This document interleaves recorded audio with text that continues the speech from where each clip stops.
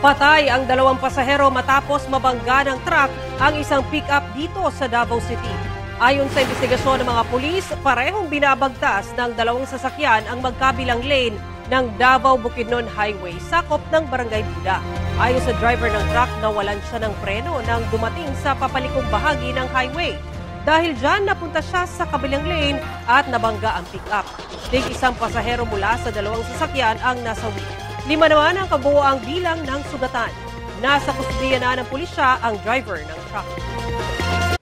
Kapuso, para sa mga maiinit na balita, mag-subscribe sa GMA Integrated News sa YouTube. Sa mga kapuso naman abroad, subaybayan nyo kami sa GMA Pinoy TV at sa www.gmanews.tv.